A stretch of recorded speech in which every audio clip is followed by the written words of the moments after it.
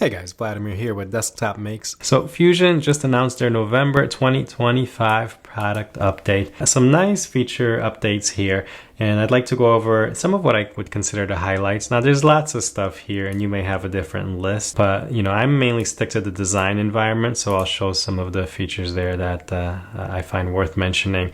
I'll start with this first one here, usability, which we now have Match OS, which is now the default UI theme. So this caught me a little by surprise because I did the update and then I launched Fusion, and then I was greeted with this, and I thought, whoa, this is weird. It just looks weird. I'm running Mac OS right now, so I have the default setting to dark theme, and so what it did is it applied the dark theme, which you see in the menu items, but I keep my canvas here, which Fusion calls my environment. I keep that in photo booth. Call me old-fashioned, but I enjoy the sort of classic, white look when I'm designing. Most other apps I tend to keep on dark mode, but for Fusion, I like to keep this one on light mode. So what it did is it kept this photo booth with the dark theme, which just I think looks weird. Really the way that, if I go to match theme, what you want to do is go to your environment here, and I would change that to theme default, and that's really the intention that they want, which that's kind of nice look to it. But like I said, I like to stick to the regular classic look. So here in your environment, you can change that to all sorts of different themes if you want to play around with it. I'm going to go back to photo booth, but the reason I'm mentioning this is because if you kind of open it up and you get the same thing I'm doing, just go to your profile here, go to your preferences, and then find your the general tab here where it says theme. Just change that back to how you had it before. In my case, it was Fusion Classic. Click apply and then OK. And then that'll bring things back to normal. So basically I had to do that to bring it back to how I like it. Another quick thing I'll mention is back to the preferences. You have this, if you go to your material tab here, if you look at this exposure button, let me move this so we can see. That changes the darkness of the model. I did notice that my model there looked a little darker, and you can change that. So you have this exposure slider that goes from -1 to 1. If I go to -1 here, hit apply, you see that gets really dark. If you go all the way to 1, it's very light. I think the 1 may have been like the default before, but I'm gonna leave it. I like it a little bit darker, so maybe like 0.3, click OK. Okay, that looks good. So anyway, just quickly to show how to get your settings back to normal if Fusion changed it and you didn't like it. Okay, the next update I enjoyed was the asymmetric fillet. So if we go down to modify fillet, click on an edge here. This is the normal fillet action we get here, where we just take this and it's a symmetric fillet. It fillets, this edge and this up and down edge the same way. But now we have the option here to change the radius type from constant to asymmetric. Now we get 2 arrows, and we can change the amount of fillet on each side. So as a practical example, I'll show a design I made. Let me pull it up. This is a shower strain that I made to create a disposable one. My bathroom, the shower has a metal one that you have to clean it out every couple months, and it's just kind of gross getting all the hair and gunk out of it, and it takes a while, and you put it back. And so I just decided to 3D print my own and make a disposable one that I just throw away every couple months or so. It's kind of the size of a K-cup, maybe a little bit bigger than that. So anyway, I printed this, and I got a little stringing here on the top because that this angle here just kind of turns a little too shallow. So if I bring up that fillet here, you can see here I had a 2mm fillet, and that's a constant radius fillet. I can try to change that fillet and see if that would help. But here I think this constant radius, changing that to asymmetric, would allow me now to change these 2 fillets independently. So for example, I can make this so that this angle is a little bit steeper. So take that first one, make that maybe 3, and keep this one at 2, or maybe even 4, to try to not get such a shallow angle here. So anyway, I was working on this design, and then the update came out, and I thought, oh, I have the perfect application for that. Actually, I was just experiencing this where I think it would be useful. Okay, the next update has to do with the recently added functionality of constraint components. So here do a quick design here just to kind of show how this works. So I'm gonna create a rectangle here, and then we'll go to offset. I'm gonna uncheck chain selection there, or make sure it's unchecked. Just check these 3 sides, bring this in, and then I'm gonna go ahead and make another rectangle here. All right, I'm gonna kind of take the cheat shortcut way to make components here. Not the way you would wanna approach this, but I just want to get to the point here. So I'm gonna extrude this and make that a new component. Click OK. Extrude this guy here and make that a new component as well. So now I have 2 components here, and you need components in order to use constraint components. That's the whole reason. All right, notice that this guy here has a little anchor there, so that's been grounded. So I can't move that around. I could only move this guy. All right, and I want to center this in the middle here and put a constraint there. So before, you'd have to go through multiple ways to do it, or multiple steps, I should say. One way would be maybe you would do a construction plane in the middle of this component, and then do a construction plane in the middle of this component, and then align both construction planes. A couple ways you could do that, but definitely using constraint components. But now we have a new option here. So if I go to assemble down to constraint components, you're going to notice that there's this new icon added called center. Very straightforward to use, and it's going to save you a bunch of steps. So instead of creating construction planes, we could just click on it. And then a tip is, whenever you get stuck on what to do next in Fusion, just let go of your mouse button and it'll actually give you a little instructions there. So it says select a face on the component you want to center. So here we'll choose our first component, and we could do either the inside or the outside faces here. I'm just going to choose that. And then it's going to, again, have me, same thing, select a face on component 2 to center component 1 between.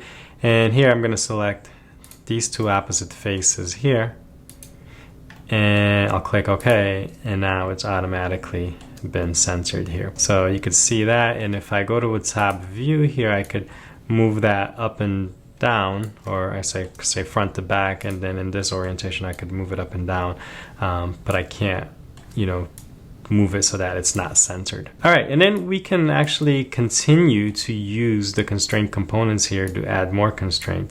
So for example, let's say I want to constrain this to let's say this edge to this edge here. So let's go ahead and do that.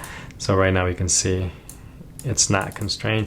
I wouldn't add a new constraint. I would open up the existing constraint component dialog box there, and then I would just click the plus sign, and I'll select this face on the component 1, and then component 2, click OK, and then I'll just click OK there, and then see now it's constrained in 2 ways. It's centered and it can only move up and down. Finally, if I wanted to constrain this face to this face, or let's say that bottom face to the bottom face here, I can just go ahead and add that.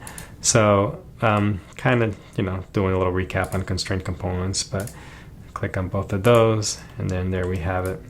Or if you want to make a change to that, actually, let's say I wanted to make it to the top, just go back and X that out and then remake your selection. I wanted to choose the top face here, for example. So click the plus sign here, top of the face, and then bottom of that face there. Okay, and click OK. So basically, we now have an addition to the constraint components called the center tool there, which allow us to constrain one component to the center of 2 other faces. So, all right. Okay, the next highlight I'd like to point out is the auto constraint feature here that has new functionality. And to be honest, I haven't really embraced the auto constraint tool. I haven't really found it necessary. I feel like the design intent should be something you should be very involved in, and just trying to do a one click where Fusion comes in and chooses your own design intent for you. For me, it just feels like more work, because then I have to go back and figure out what the design intent was. So I like to just do my own constraints and not have Fusion do them. But there is an aspect to this new addition here that I do like. So let me create, for example, I'm going to do like this design I was working on recently has this arched window. And let's say I want to create the window here. I would just draw some lines and then transition to an arc by holding the left button, and then come here and click to connect it. And then I would just come in and say, okay, well, this line's crooked, so let me go ahead and just make that vertical. I got a tangent constraint here and not a tangent here. I do want that to be tangent, so I'll add those in. And then, you know, I'll add my dimensions. So I don't know, maybe 10 by 12 here.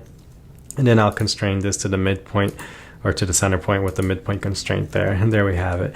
And so I find that a lot better than just drawing and then adding constraints. So I may want to define this, for example, not by this bottom edge, but by a radius on this arc, and then I could do that, you know. But that's intentional, right? I have to then say, okay, I want this to be driven by that arc radius, so I can maybe make that 7.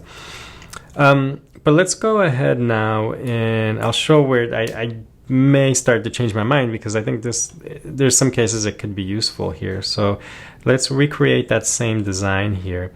And let's say I come down, or I'm careful to make this first line vertical, make my horizontal line, but I come up and I'm not quite vertical, I'm a little skewed, and then I'll left click and then I'll zoom in to connect this, and then I'm just kind of careless here and I don't quite connect those 2 points there. So I've got this open profile.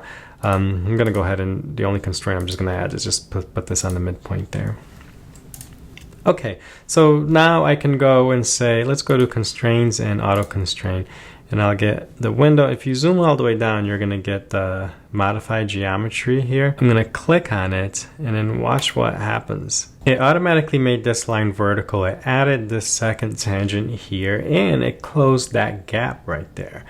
In here, you have the slider, and the slider controls these tolerances here. So you can see, you can either type them in manually or you can just use the slider. But that specifies, for example, you know, where do I want this to start working? So the horizontal vertical skew gives you a degree there. So if it's within that degree, it'll go ahead and just add those constraints. So you can see if I drag the slider all the way back, it basically just adds dimensions, but it doesn't fix anything. That's still not touching. This line is still skewed 91.3.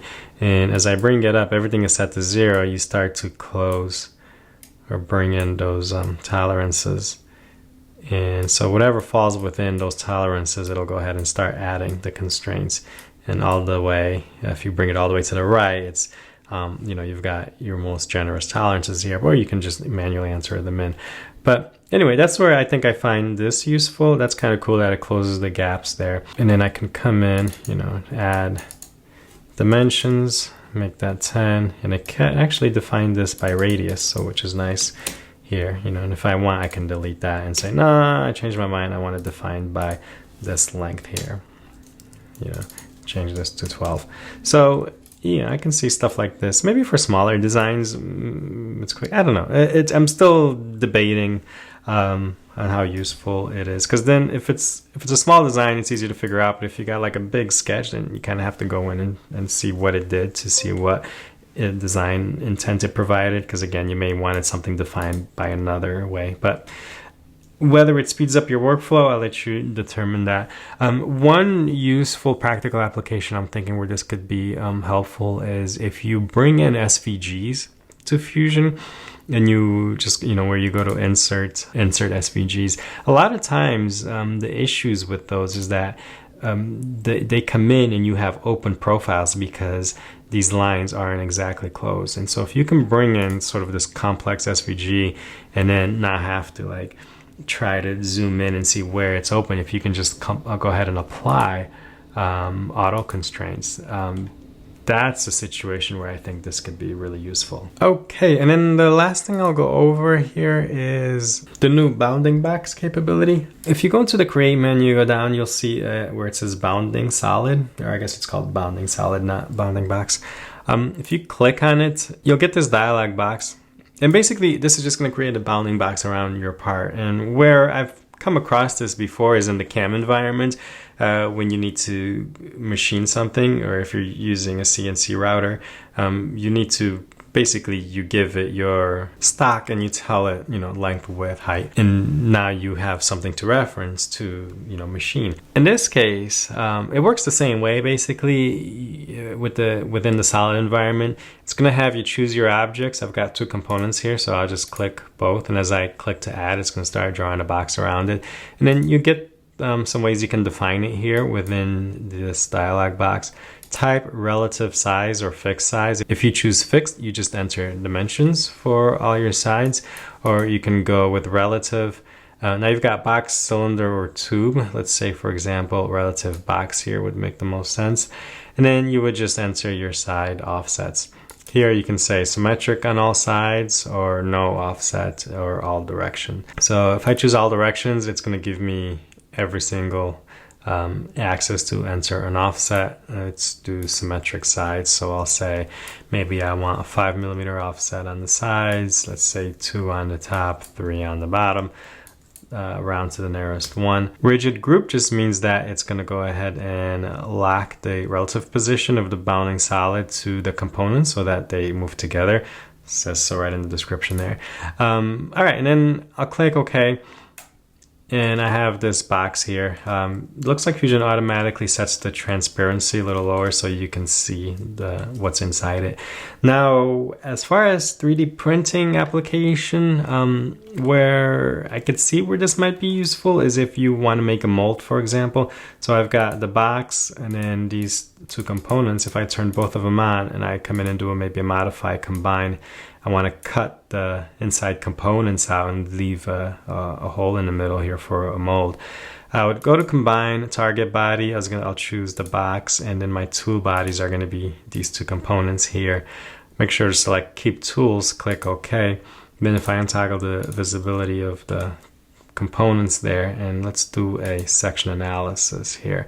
So got inspect onto section analysis. I'll reference this plane, go to the middle there, and you can see here how I've got to cut out, the part here. So in this case, yeah, you can quickly make something where you can just, maybe you need to slice it in half and make a 2-part mold.